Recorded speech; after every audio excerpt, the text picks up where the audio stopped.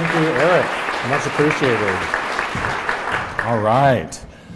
Are you glad to be here? Woo! Wow, I so look forward to this event. Why? Why do I look forward to this event? Because this is one of the times I get to tell Kenmore's story. And what a great story we have to tell. I have so many things to talk about today, and I'm not even going to be able to get to everything. What you're going to see today is really just the tip of the iceberg.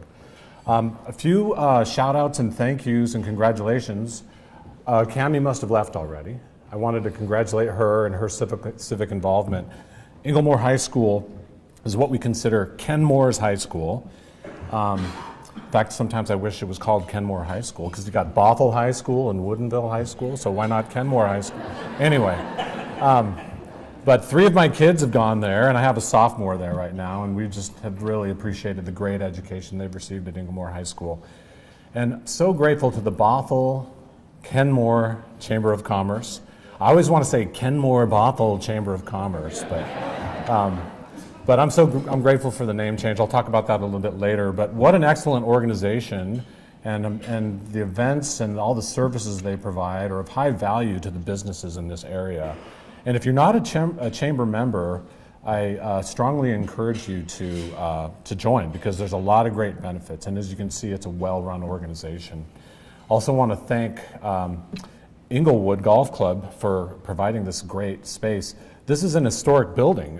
It's on the National Historic Register, and it's a jewel here in Kenmore, and we just love it. So what do you say? Should we get started? Should we get going on the state of the city? All right. So first of all, I always make sure to talk about my bosses, the Kenmore City Council. So there's 7 of them, and I've been working for them for 7 years. There's been a little bit of turnover, and I've had a few new bosses come on the council in the last few years, but they are a pleasure to work for. Every single one of them wants what's best for this community, and they're essentially volunteers. Sure, they get paid a little bit, but they all have day jobs, where they all have to earn money during the day, and then they work tireless long hours for this city, and they put in a lot of time to provide me and my coworkers the direction we need and to get input from the community. And I'd like to recognize a couple of them that are here right now. Mayor Baker, if you could please stand.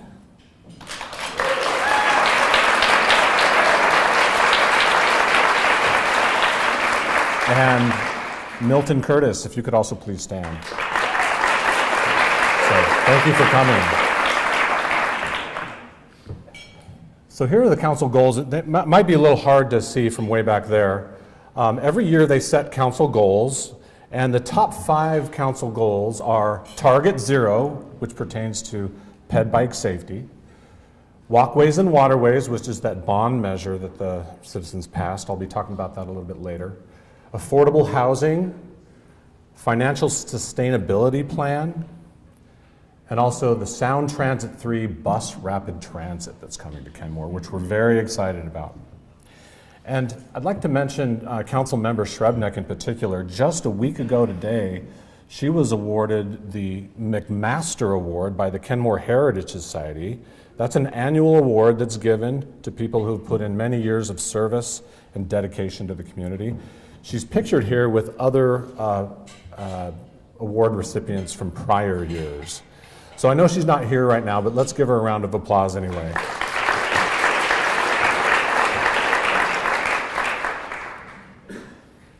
Also pictured here is Mayor Baker with King County Council member Rod Dembowski. And I want to underscore this partnership that we have with King County. So King County provides our law enforcement services, and we partner with them in many countless ways.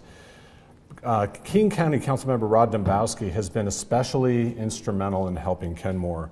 Just to name a few, he recently got us a grant to help us fund a new shell house for our rowing program.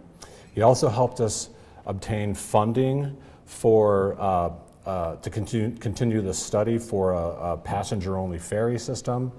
And he also was able to get us funding, the North Shore area, he was able to get us funding for what we call the Navigator program.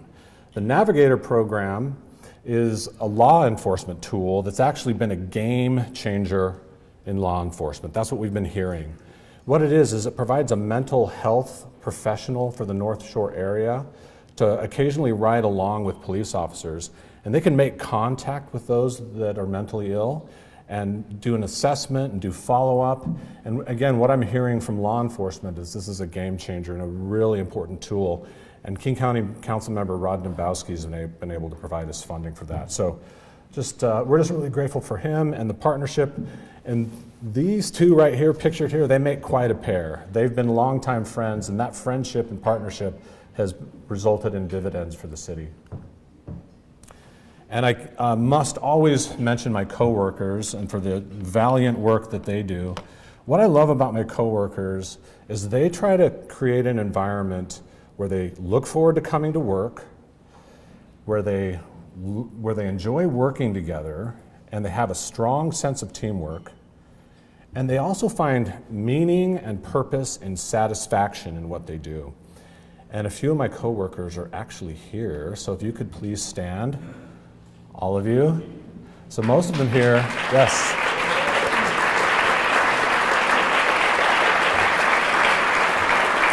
This represents all of the management team and several folks from the city manager's office. So really grateful for all you do and the passion you bring to our city.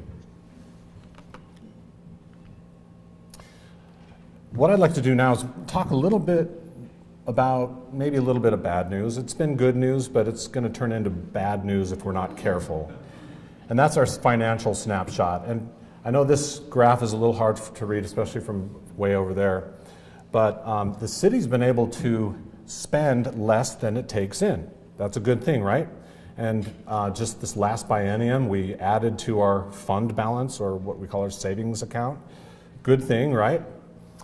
Well, but we're on a trend where if we're not careful and if we don't do something, our expenditures are actually going to exceed our revenues. Why is this so? Why are we in this situation? Well, a lot of it has to do with how the state restricts revenue for cities. Our largest source of revenue, which is property tax, is limited to 1% growth every year. So we can only grow property tax, the total amount we collect, by 1%. We get a little bit extra for new construction, but that's a minuscule amount compared to the rest of the property tax. So with our main source of revenue being limited at 1% and other revenues in the general fund being relatively flat, it's difficult because our expenditures are going up at a faster clip than 1%. We're more at a 4 to 5% increase in our expenditures. Is that because we're adding new programs and bringing on new staff? That's status quo. Status quo, no change, our expenditures go up just with cost of living and things like that.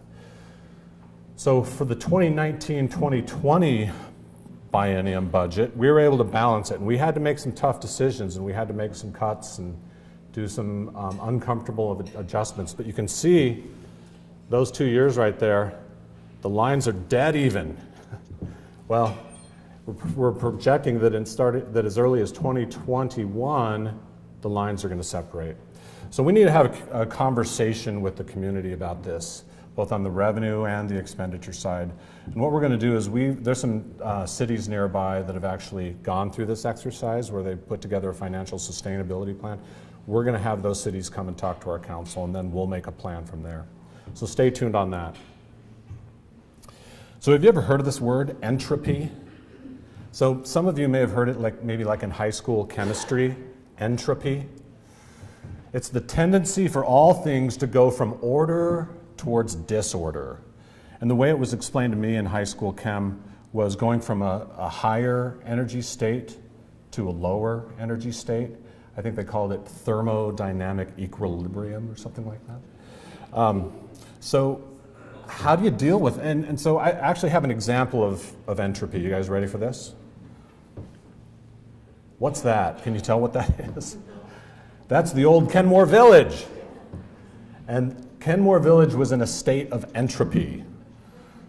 It needed more energy pumped into it. So there's an example of something that's decaying.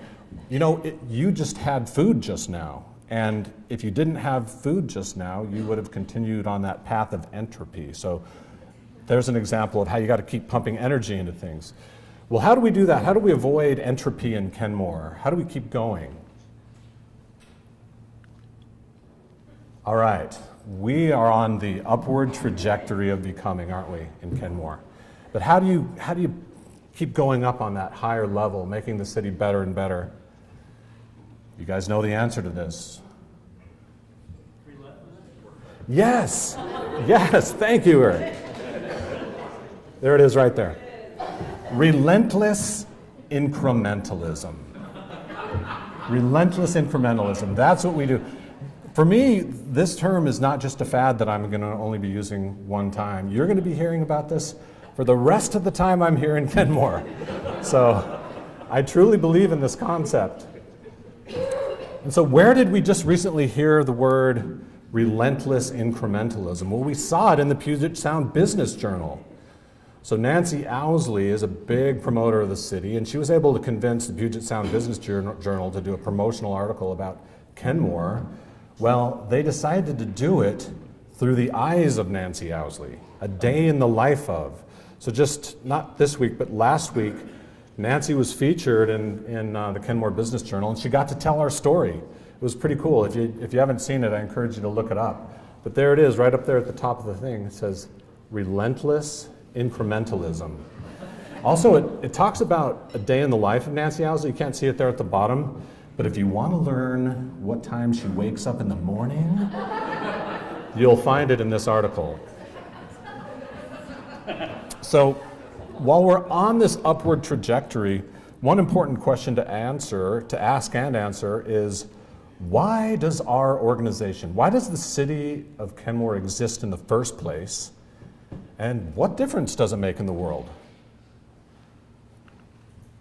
Well, my coworkers and I went through an exercise last year where we answered that question. And we came up with a service vision, and here it is. Propelling Kenmore upward, we create a thriving community where people love where they live. We create a thriving community where people love where they live. Okay, that's great, but how do you do it? What do you actually do? What do we actually do as a city to make that happen? Well, we had that conversation as well, and we asked ourselves, what business are we in? What do we actually do? And we came up with some pretty cool answers. We build a sense of community and a sense of place. We're in the business of saving lives and reducing human suffering. We're in the business of being stewards of the public resources, facilitating democracy, protecting the environment, beautifying our city, planning for a better future, fostering local businesses and their ambitions. And last but not least, you guys ready for this last one? It's actually not the last one, we do a lot more, but it's the last one on this slide. You ready? Asking, where's the fun? We're in the business of asking, where's the fun? So now with that as a backdrop, let's go back in time 20 years to the start of the new city. We became a city in 1998, and so just last year we celebrated 20 years of cityhood. And you can see in that upper left corner, that's our 20th anniversary logo that Becky Range designed for us. Down the bottom left there, you can see the first Kenmore City Council. And the buildings you see in that picture are the different city halls we've been in over the years. And yes, Schnitzelbank was City Hall for a little while. So, before my time. All right, so when I was contemplating cityhood and how we become a city for the last 20 years, or how we've been a city, I couldn't help but parallel it with my own personal life. Because the Rob and Michelle Karlinsey family, and there's Michelle right there, by the way. The Rob and Michelle Karlinsey family also got started in the 90s. And there's a lot of parallels you can draw between starting and growing a city and starting and growing a family. In fact, here we are. That was taken the night I proposed to Michelle, right there. The night I proposed to Michelle, that picture was taken. And you actually can read the story about it if you Google my name and Speechless in Seattle. So I'll give you a little bit of a teaser of the story, and then you can go online and read the rest of it. But what happened is we had dinner in the Space Needle, and I was all ready to propose to her, and we were up in the Space Needle, and I give her the ring, and then my tongue was tied. I couldn't think of what to say. So I'll leave that as a teaser, and you can look it up. But do you think that Michelle and I fully realized what we were getting ourselves into? I mean, we've she's going like this. So we had 5 kids together, and we've been through a lot together. And so, like a new city, a new family has a lot to go through together, right? And it's not all a bowl full of cherries, especially with the kids. So there's the sleepless nights and the colic, and there's the talking back, and the trips to the hospital, and the spilled milk, and on, right? Tons of frustrations and challenges. But what else is there that goes with raising a family? There's also the joys too, right? All those tender moments you've had with your kids, the photo moments you've had with your family, all those things play into it too. And I would like to propose an idea, and that is, sure, during whether you're a city or a family, sure, you're going to have lots of frustrations. In fact, your frustrations may even outnumber your joys. But one thing's for sure, your joys are going to outweigh your frustrations. And that's been 100% true in our family, and it's been 100% true with the city of Kenmore. What else goes in with raising a family? And think about a city too. What makes it successful? So you got to have things like compassion, kindness, patience, trust, communication, forgiveness, love. All those things need to go into a successful family. And do you think the same might be true for cities? I think so. Kindness, forgiveness, communication, hard work. I didn't mention hard work. All those go in to a successful city as well. And so I'd like to talk about one of Kenmore's children. All right, I call this one of our children right here. This is the hangar, and I featured this in the last State of the City. But 2018 was the first full year of the hangar and town square in operation. And do you think that was easy to do? Do you think that was easy to pull off? No way. For one thing, I don't know of another city that's doing quite that, what you see there. And so we were actually wondering if we were even doing the right thing. We were pretty sure we were. We knew the community wanted this, but were we doing the right thing? And do parents ever feel like that? And then dealing with the contractor. And there's John Vicente, our city engineer back there. He was dealing with the contractor. Man, that was tough. And making them rip out stuff and redo stuff, and how the hot rocks turned out. All those things were frustrations. But despite all those frustrations, do we wish we hadn't done this? No way. This has turned out to be exactly what we hoped for. It's that year-round community gathering spot right in the bullseye of our downtown. So just quickly flipping through a few, one thing I need to point out.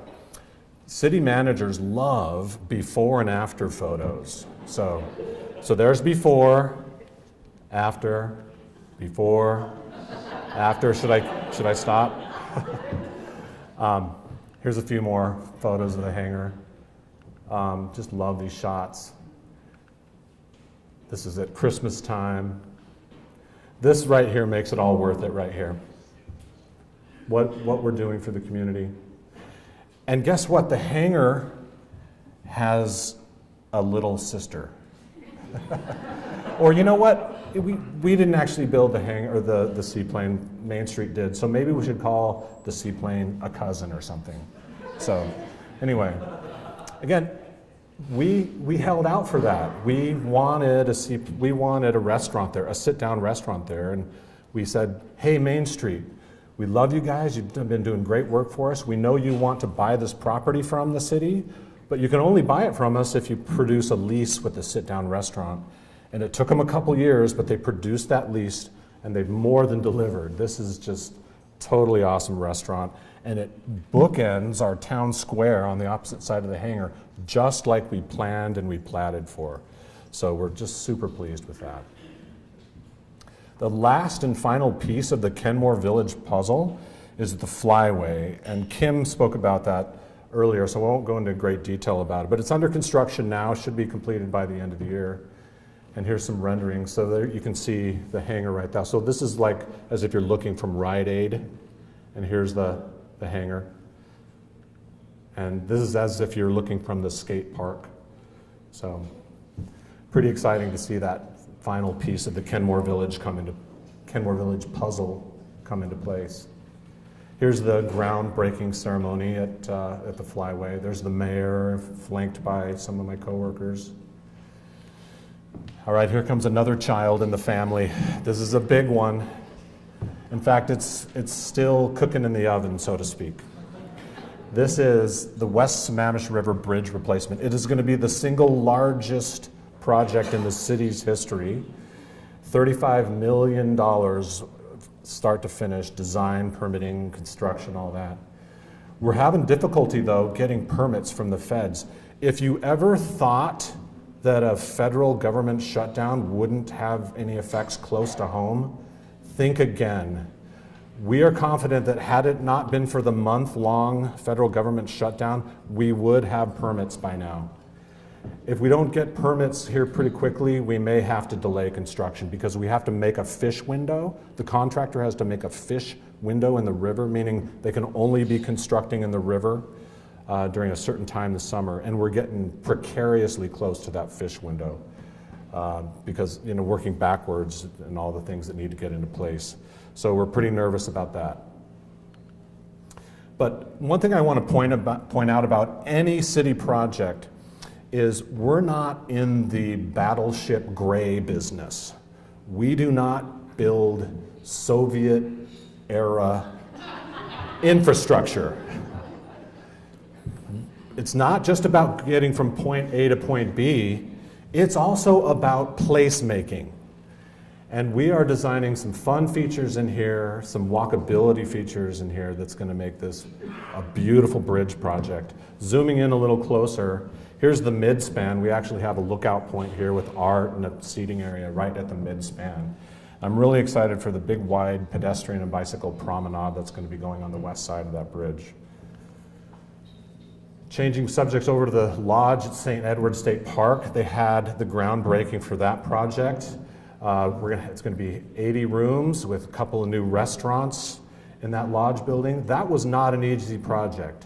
That took a lot of effort on Kevin Daniels and his team's part, and the city's part, and state parks to make this all work. And it was by no means guaranteed to happen. In fact, at times we wondered if it was going to happen. Here's a picture of what it might look like inside when it's completed. And remember how I said I like to see before and after shots? So here's a before photo. These are the old dorm rooms from the seminary. And here's the after photo. Hopefully we'll see this in 2020. So before, after. So they're gonna make those dorm rooms, they're gonna take out walls and make them bigger. And we're really grateful for the Chamber's involvement. I believe the Chamber and the Kenmore Business Alliance in particular was instrumental in helping getting this project approved. They really stepped up and advocated for this project in a big way. And Kevin Daniels, the developer, acknowledged that. And at the groundbreaking ceremony, he decided to recognize the Chamber of Commerce, the Kenmore Bothell Chamber of Commerce. Oh, I said it, didn't I? The Kenmore Bothell Chamber of Commerce. And here's a picture of Kevin Daniels, the developer on the left, giving Carl Michelman, the chair of the Kenmore Business Alliance, an award. He called it the Star Award. So thank you, Carl, for your leadership and for Kenmore Business Alliance and all you've done under the Chamber's direction. Thank you.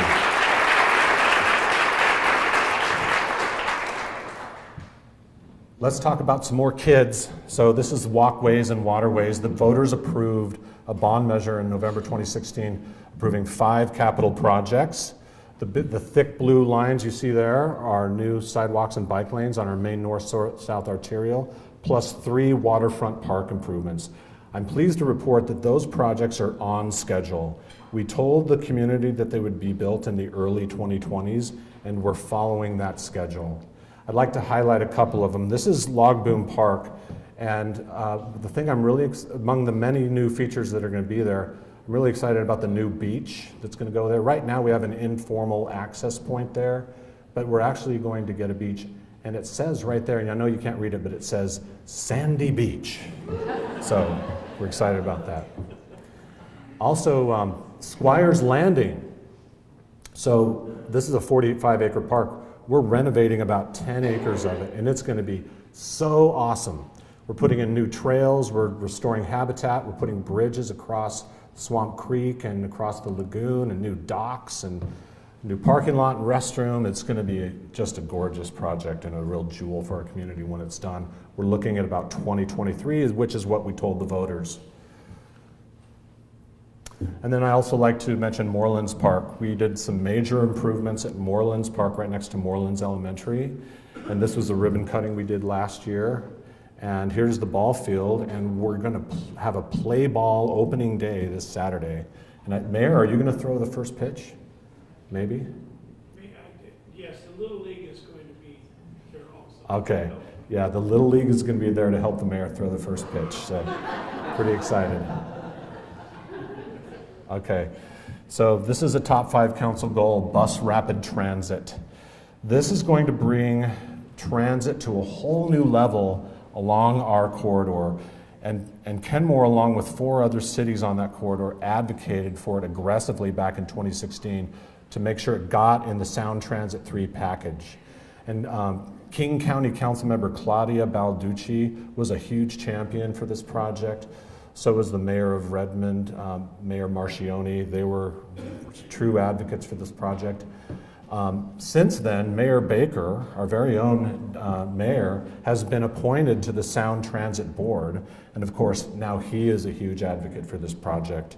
Here is a depiction of the route so it's going to go from Woodinville all the way to Shoreline. And it's going to connect 405 to I-5, so it'll give us more rapid access to the mainline light rail when it comes in 2024. I just want to thank Sound Transit. They've been so great to work with. They put a big emphasis on communication and outreach and transparency, and it's really paying off for them, and they're doing a great job. So thank you, Sound Transit, for all you're doing.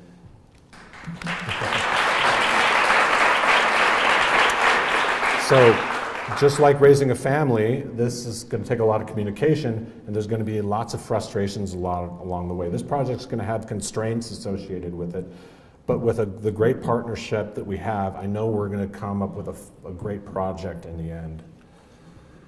And it wouldn't be a chamber event without talking about economic development. I just want to highlight one more time, I'm so happy about the name. So I truly believe that with Kenmore now in the name, we're going to see more Kenmore businesses joining the chamber.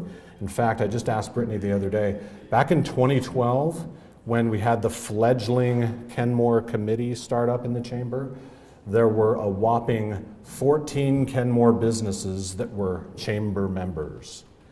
And I just asked Brittany the other day, it's now 59 Kenmore businesses that are chamber members, so more than quadruple. So congratulations to the chamber, and thank you for that great partnership.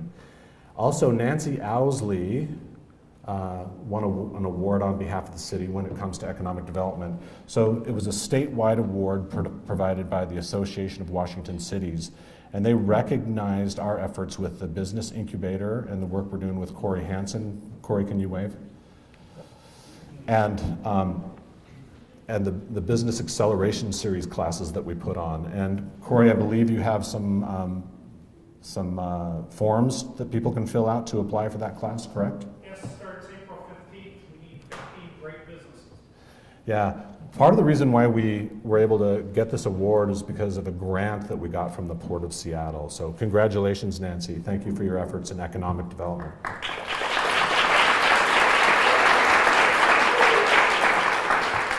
Okay, Lake Point, I've got to talk about it, right? It's the big gorilla in the room. The last developer that we were working with for almost 4 years, he has officially pulled out. He's not part of the project anymore. But does that mean the end of Lake Point? No, not by a long shot. Remember, what do we do in Kenmore? We do hard things and we persist. We don't give up. This is a tough site. That was emphasized to us over and over again with our negotiations with that last developer. It's a very tough site, but it's got so much potential. I think now that we've had more than a dozen developers or would-be developers come and go over the last 20, 30 years, I think it's time to start doing something to rethink Lake Point. Rather than expecting the same result, what's the definition of insanity? Expecting the same result, doing the same thing, different result, same thing. We need to fundamentally rethink Lake Point. I don't know what that looks like or means, but we definitely need to turn it upside down. One thing that's worth noting is Lake Point has fallen out of the City Council's top 5 goals. It's now dropped down to, I think, 7 or 8. That actually, council does prioritize their goals, and to drop out of the top 5 is worth noting. That said, it's something that with time available and with resources available, we can keep plugging away on Lake Point. Another big thing that happened this year is we started our own in-house public works operation. So up until this year, we had Lake Forest Park doing a lot of our work. But we just eventually grew out of that partnership. They did a great job for us, but we were needing more local control. And so starting January 1st, we hired our own in-house crew and got our own equipment. So brand new crew. Actually, let me introduce you, show you a picture of the crew first. So Jennifer Gordon is the operations manager. She's been around for a long time, for 10 plus years, and then Quinn Proffitt's been working in parks for a while. But these 3 guys are brand new folks, plus Curtis Clifton, who isn't pictured there. But we have a pretty small crew, and so they're hired in January, and brand new crew. You think it's good to hire them in wintertime because things are kind of slow? Well, what happened? So they're less than a month on the job, and what happens? Snowmageddon, is that what you said? Somebody said? Well, you know what? I propose a new word for the English language. This is not my word. I heard it on the radio. You ready for this word? Snowpocalypse-mageddon. So, man, that was a trial by fire, and they did amazing. One thing that's worth noting is we could not have pulled it off without the help of North Shore Utility District. So knowing we were going to be parting ways with Lake Forest Park, last fall we entered into a snowplow agreement with North Shore Utility District. We bought them some snowplows, and they agreed to put those snowplows on their trucks and provide their people to supplement our crew in the case of a snowstorm. And boy, are we glad we entered into that agreement, because of North Shore Utility District, we had 5 snowplows going 24/7 round the clock for more than a week. Al Nelson, are you here? I thought I saw you earlier. Al, could you stand, please? So, yeah, Al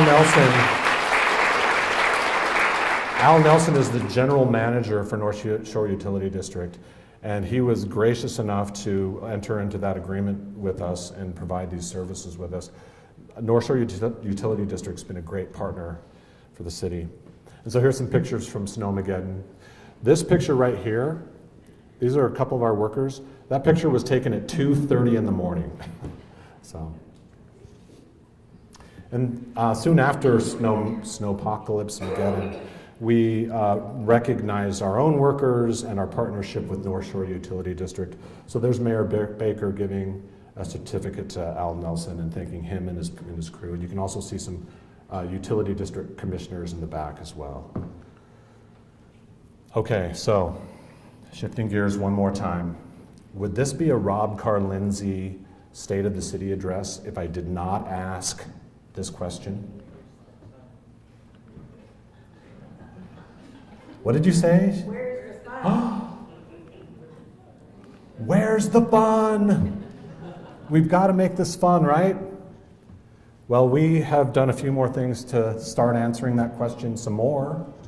We're really excited to report that we're going to get a tour boat coming to Kenmore this spring. Steve and Cecilia Holmes, where are you? Oh, way in the back. So Steve and Cecilia Holmes have been providing the kayak and canoe concession in both Bothell and Kenmore. They have taken the big step and the big risk to buy a tour boat. It's a 6-passenger tour boat, and it's going to be launched from Log Boom Pier starting this summer. Here's a picture of Steve and Cecilia in the boat. So we're just thrilled with that. They're calling it the Mosquito One. Does anybody know why? Why Mosquito? It's reminiscent of the mosquito fleet back in the 20s and 30s. We think this is this might be the first of its kind since the mosquito fleet, so might be a little historic start right here in Kenmore. And of course, we've been pleased with the utility boxes. Again, where's the fun? How do we make things go from battleship gray to something interesting? So Sarah Solom Hayashi designed this utility box near the fire district. Larry Gorland was a local photographer for this one at St. Edward. Worth noting is all of our utility boxes are designed by our locals. So both Larry and Sarah live in Kenmore, and these next two utility boxes were designed by students. This one by an 11th grader at Inglemore, and this one by a 3rd grader at Arrowhead. So pretty fun. And then, of course, our special events, and this is kind of light, but one thing worth highlighting right here is that in 2018, we had almost 600 events and meetings at the hangar. So talk about an unmet need being filled. And here's our movies at the hangar that we do in the summer. Our summer party that celebrated our 20th anniversary that Shelby Krogh worked so hard on. There's Shelby right there, can you wave? Thank you, Shelby.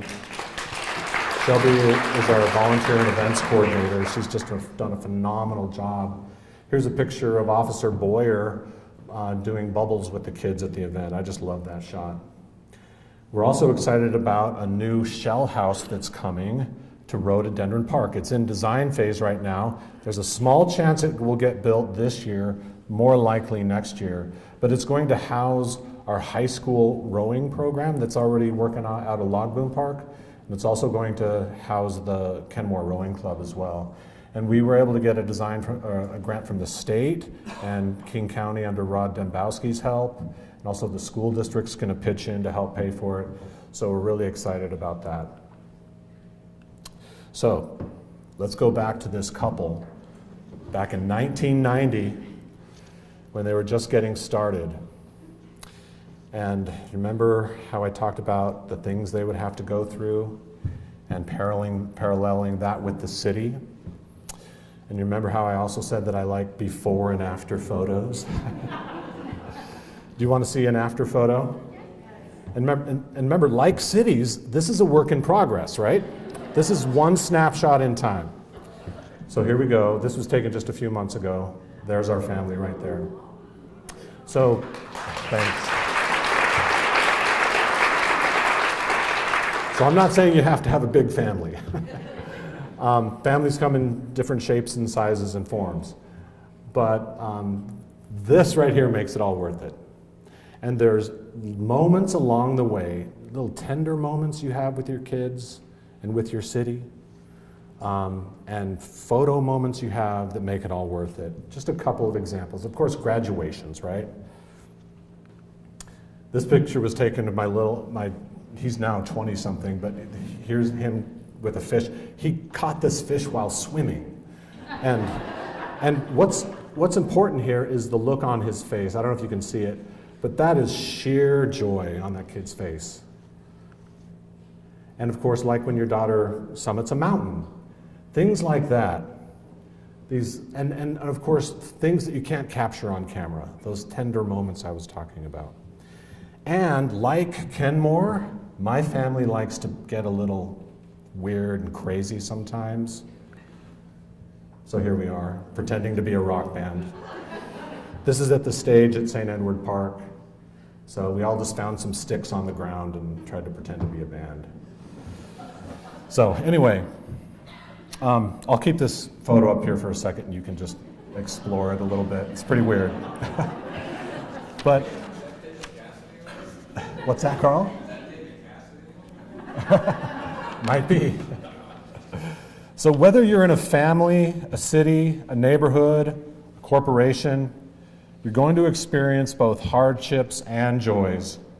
And to truly grow as a person, a family, or a city, we need to relentlessly and incrementally push forward on that upward trajectory by taking on new challenges together, and yes, doing hard things.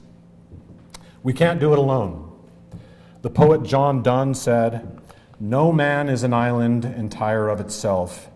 Every man and woman is a piece of the continent, a part of the main." When Councilmember Deborah Srebnick received the McMaster Service Award last week, she recognized that we can't build community alone. And she offered several pointers on how to serve your community and propel it on that upward trajectory. Share your passions, put your shoulder to the wheel, persist, and be open to potential partners around you. In conclusion, let me go back to Kenmore's service vision. Propelling Kenmore upward, we create a thriving community where people love where they live. Under the direction of the City Council and with the resources and partnership provided by the community, my coworkers do some pretty amazing things. They truly do help build that sense of community and sense of place. They truly are in the business of saving lives and reducing suffering. And all of those other noble callings that we talked about, including asking, where's the fun? All of these causes make one thing very crystal clear to me, and that is we are in the people business. After all the park lawns are mowed, city council meetings are held, traffic tickets are written, bridges are replaced, boathouses are built, water quality is tested, it's really all about people, and more specifically, individuals. How are we uniquely helping individuals thrive and flourish? And how are we doing this all together as partners, as a big city family? As we hold true to our service vision of creating a thriving community where people love where they live, we can continue on that upward trajectory toward human flourishing right here in Kenmore. And as we do, the frustrations and the hardships along the way will indeed be outweighed by all of the joys. Thank you.